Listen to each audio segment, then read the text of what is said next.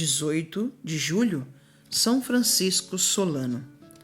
As nações da América Latina de origem espanhola já contam com diversos santos de primeira grandeza, que se destacaram sobretudo na evangelização dos índios, tais como São Pedro Claver, São Luís Beltrão, São Turíbio, Santa Rosa de Lima e São Martinho de Porres, e santo de hoje, São Francisco Solano. Nasceu este aos 10 de março de 1549, na Espanha. Seus pais entregaram Francisco ainda menino aos padres jesuítas, em cujo colégio cursou os estudos do primário e de segundo grau, recebendo ótima educação religiosa. Aos 20 anos, decidiu tomar o hábito franciscano com o desejo de dedicar-se unicamente às coisas de Deus, em espírito de humildade e de pobreza. Quando se formou sacerdote, era um jovem robusto, alto, moreno, de aspecto bonito, com uma voz muito linda e forte pendor para a música. Qualidades esta que influíram em sua primeira tarefa como responsável pelo coro e pela pregação. Nos primeiros anos de sacerdote, foi gradativamente ocupando diversos cargos na ordem franciscana, como assistente e depois mestre dos noviços, superior do convento, distinguiu-se pelo zelo e caridade pelos pobres. Em 1568, chegou à Espanha Frei Baltazar, provindo do Novo Mundo, em procura de missionários para a América Latina, que se abria como um vastíssimo e promissor campo de apostolado. Francisco se ofereceu espontaneamente para esta árdua missão. Contava então 39 anos. Era um homem maduro, de vasta aparência pastoral e de virtudes comprovada.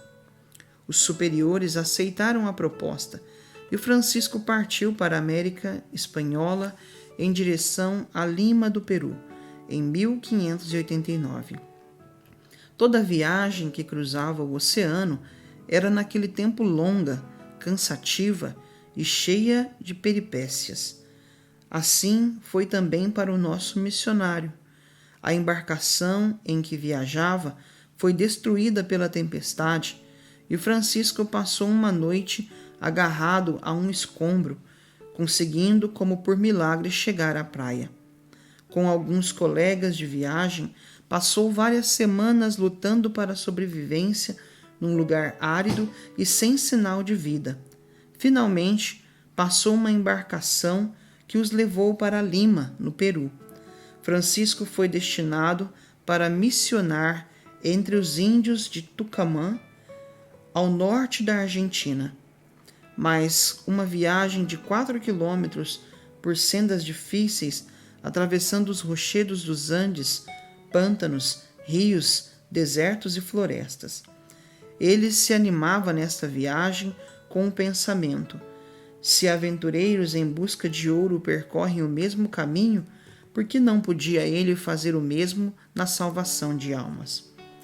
Passando por Assunção, do Paraguai, região que pendia da diocese de Lima, Francisco foi convidado a fazer umas pregações, pois os funcionários militares e fazendeiros espanhóis de Assunção eram ávidos de ouvir pregadores provindo diretamente da Espanha. A pregação de Francisco foi viva, incisiva, denunciando, inclusive os abusos de escravidão, a prepotência contra os índios, a licenciosidade moral. Um rapaz de 15 anos de idade estava presente na pregação e ficou profundamente impressionado. Era Roque Gonzalez, o futuro fundador das Reduções Guaranis, mártir da fé no Brasil. Na região de Tucumã, Francisco dedicou-se com afinco e zelo incansável à evangelização dos índios, atraindo-os com sua natural bondade, como melodiosos cantos aos toques de violão, ajudando pela sua arte musical e voz de tenor. Deus concedeu-lhe uma grande facilidade de aprender várias línguas indígenas, de modo a suscitar admirações como se tivesse o dom de Pentecostes.